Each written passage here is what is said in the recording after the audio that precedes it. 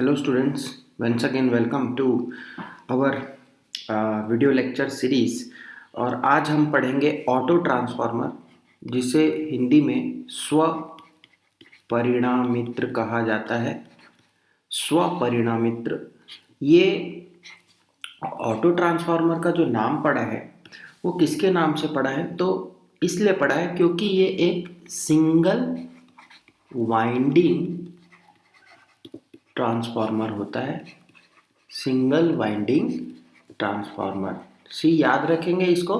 बाकी जो हम कन्वेंशनल ट्रांसफार्मर जो बोलते हैं वो टू वाइंडिंग होता है, बट यहाँ पर सिंगल वाइंडिंग ट्रांसफार्मर आपको दिखेगा। जो प्राइमरी होगी और जो सेकेंडरी वाइंडिंग होगी वो दोनों क्या होंगी?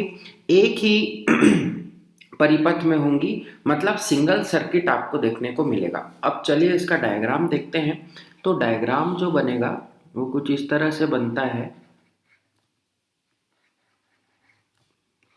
ये आपका हो गया, और इसी वाइंडिंग में ही क्या कर दिया जाएगा, एक सेकेंडरी आउटपुट दे दिया जाएगा। सपोज यहाँ पर का जो वोल्टेज है, supply voltage, that is V1 input voltage मानते हैं, और ये जो इधर टर्मिनल सेकेंड टर्मिनल का output voltage that is V2। यहाँ पर के टर्मिनल्स को मैं नाम दे देता हूँ A, ये हो गया B, और ये वाला टर्मिनल हो गया C। तो यहाँ पर से अगर मैं लिखूँ तो ये जो number of turns B to C है वो N2 है, और number of turns from A to C is N1।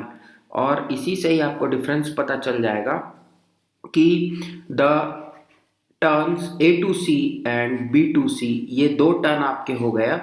A to C में टर्न हो गया N1, B to C में टर्न हो गया N2। अब देखिए एक फुल वोल्टेज आपको दिख रहा है V1 that is from A to C, मतलब N1 में कितना वोल्टेज हो जाएगा V1, और B to C मतलब N2 में कितना वोल्टेज हो जाएगा V2। तो अब आप क्लियरली अंडरस्टैंड कर सकते हैं कि दो वाइंडिंग का अब बना दिया, बट याद रखेंगे कि ये सिंगल वाइंडिंग ही थी। यहाँ पर कोई भी डबल वाइंडिंग यूज नहीं किया गया, एक ही वाइंडिंग को यहाँ से ब्रेक कर दिया गया। देख सकते हैं आप आराम से। और ये वाला जो है, अब आप खुद ही इसको थोड़ा सा ध्यान लगाइए, दिमाग लगाइए कि अगर V1 में नंबर ऑफ टर्न्स ज़्यादा हैं तो वोल्टेज यहाँ ज़्यादा होगा ऑब्वियसली। तो V1 is greater than V2। ऐसा कौन सा ट्रांसफार्मर है जहाँ प्राइमरी वोल्टेज ज़्यादा होता है और सेकेंडरी वोल्टेज कम होता है? The answer is step down. Yes right, step down transformer. ये स्टेप डाउन ट्रांसफार्मर है, बट यहाँ ऑटो शब्द आप यूज करेंगे। स्टेप डाउन ऑटो ट्रांसफार्मर ये बना। तो अब आपके मन में क्वेश्चन आएगा कि स्टेप अप कैसा होगा। चलिए वो भी बना लेते हैं।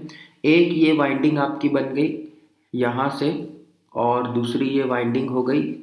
अब सेम चीज करना है हमको, इसी सेकेंडरी को, इसी को ही प्राइमरी बना लेना है, और यहाँ पर नाम दे देंगे। Now this voltage will be V1 voltage, that is input voltage, और यहाँ पर का जो वोल्टेज होगा दैट इज V2, ये आउटपुट वोल्टेज होगा।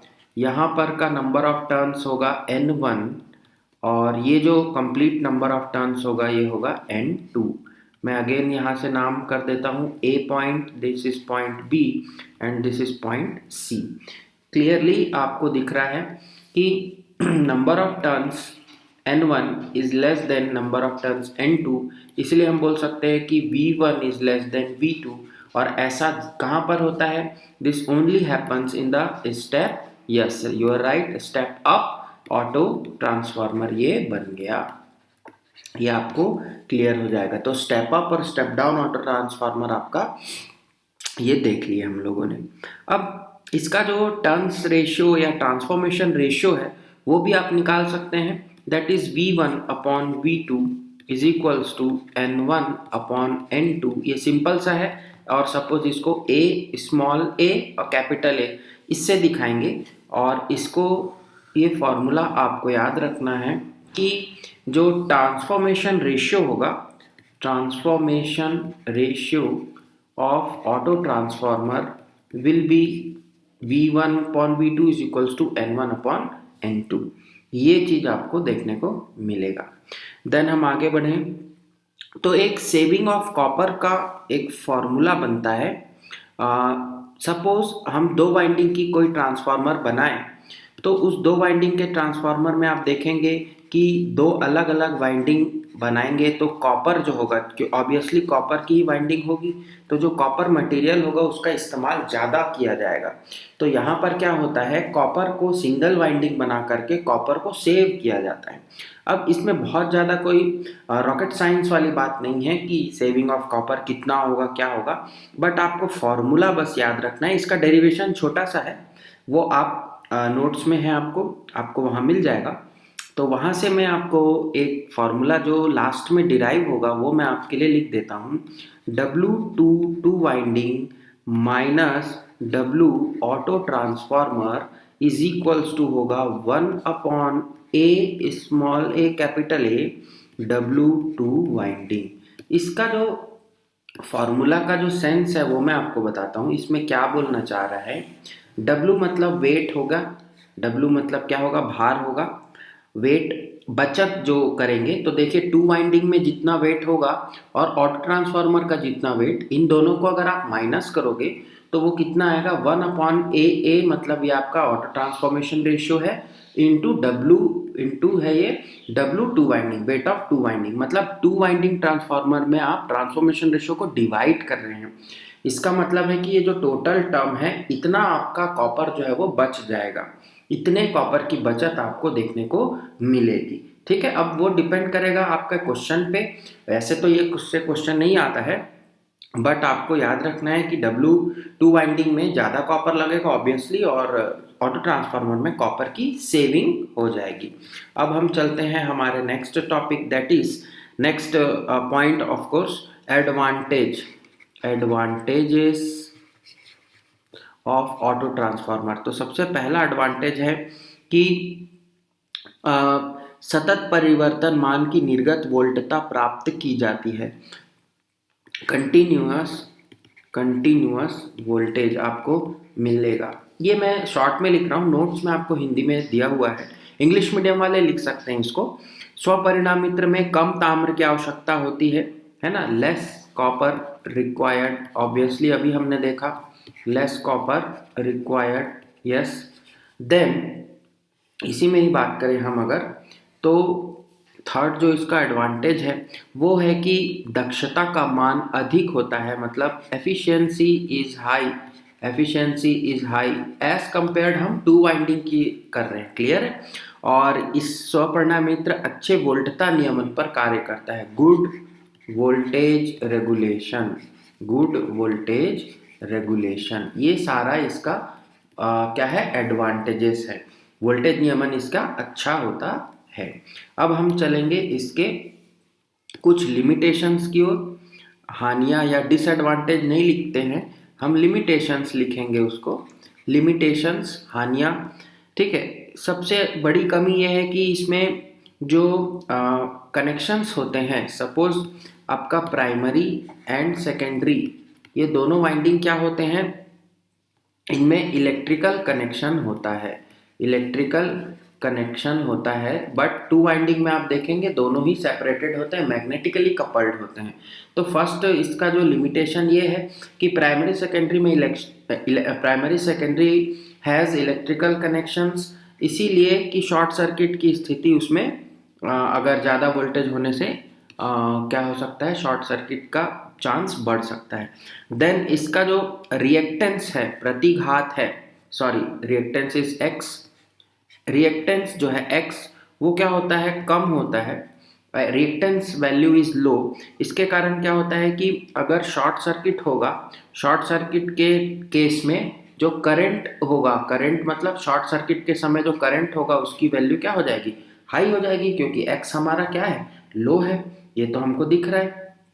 देन अगर थर्ड डिसएडवांटेज की बात करें तो इसमें जो ट्रांसफॉर्मेशन जो होता है वो हाई वोल्टेज पर होता है, ठीक है, मतलब वेरी हाई वोल्टेज ट्रांसफॉर्मेशन इसमें होता है, वेरी हाई वोल्टेज ट्रांसफॉर्मेशन।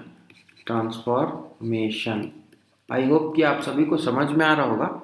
और ये एक डिज़ायरेबल कंडीशन है कि दोनों जो वाइंडिंग है उसको क्या होना चाहिए, अच्छे क्या होना चाहिए, इंसुलेशन होना चाहिए, क्योंकि हमने देखा गुड इंसुलेशन उसमें प्रोवाइडेड होना चाहिए बोथ द वाइंडिंग्स में, चाहे वो लो वोल्टेज हो या high voltage, because high voltage में ट्रांसफॉर्मेशन होगा वेरी हाई वोल्टेज में हमेशा, इसीलिए इंसुलेशन जो होना चाहिए वो बहुत अच्छा होना चाहिए। और जैसे आप समझ जाएंगे आपको पता चलता है कि इंसुलेशन अगर गुड क्वालिटी का लगाना है then the cost will increase, obviously the cost will increase. Clear है, ये सारा चीज इसमें देखने को मिलता है। देन अगर बात करें कि स्मॉल, अगर हम स्मॉल में बात करें तो इसमें इंसुलेशन जो प्रोवाइड कराने का काम है वो इफ़ेक्टिव नहीं होता। स्मॉल इंसुलेशन जो है स्मॉल मशीन्स में या स्मॉल रेटिंग के वाले में, small machine insulation is difficult, अच्छा इंसुलेशन प्रोवाइड कराना इज़ समवॉट डिफ़िकल्ट, थोड़ा सा कठिन है। अब आपके मन में सवाल आ रहा होगा कि हमने ये पढ़ा है तो इसका एप्लीकेशन कहाँ है, application of transformer, auto transformer. तो एप्लीकेशन में सबसे पहले आपको जानना है, सबसे पहला एप्लीकेशन कि ये ट्रांसफार्मर की तरह ही यूज़ किए जाते हैं, ट्रांसफार्मर के प्लेस में, है ना, ट्रांसफार्मर प्लेस एज कहाँ कहाँ आप यूज़ कर सकते हैं, फैन स्पीड कंट्रोल, फैन के स्पीड कंट्रोल में इसको यूज़ कर सकते हैं आप। देन सेकेंड वन, इसका जो उपयोग है वो प्रत्यावर्ती धारा फीडर में वोल्टता वृद्धि के लिए बूस्टर के रूप में किया जाता है, as a booster, booster transformer की तरह भी इसे यूज़ किया जाता है। देन थर्ड इज, इसमें जो प्रेरण मोटर होती है, जो हमारी इंडक्शन मोटर होती है, उसके क्या करते हैं, प्रारंभक हमने पढ़ा हुआ है, सॉरी ये मशीन 1 है, मशीन 2 में हम पढ़ेंगे। 3 फेज जो इंडक्शन मोटर होगी उसके स्टार्टिंग में, मतलब स्टार्टर के रूप में इसे यूज़ किया जाता है, उसमें ऑटो ट्रांसफार्मर स्टार्टर लगाया जाता है। देन लाइटिंग में, लाइटिंग सर्किट्स में इसको वोल्टेज कंट्रोल किया जाता है, वोल्टेज कंट्रोल इन लाइटिंग सर्किट्स, जो भी लाइटिंग की सर्किट्स वगैरह होती बड़ी बड़ी, उसमें वोल्टेज कंट्रोल के लिए इसे इस्तेमाल किया जाता है। और इसका एक और उपयोग ये है, इम्पॉर्टेंट उपयोग ये है कि इसका एक फेज और सिंगल फेज के इंजन के नियंत्रण में कंट्रोल इक्विपमेंट्स के लिए किया जाता है, control equipments for engine. Clear है, तो ये सारा चीज़ आपको पढ़ने को मिलता है ऑटो ट्रांसफार्मर के बारे में, कभी क्वेश्चन पूछेंगे तो इतनी चीज़ें आपको बता देनी है। तो आज के इस ऑटो ट्रांसफार्मर के वीडियो में इतना ही, बस अब हमारा यूनिट नंबर 4 का केवल न्यूमेरिकल्स अब बच गए हैं, तो हम नेक्स्ट क्लास में न्यूमेरिकल्स को देखेंगे मंडे को, और हमारा यूनिट नंबर 4 हो जाएगा। So thanks for joining, thank you very much.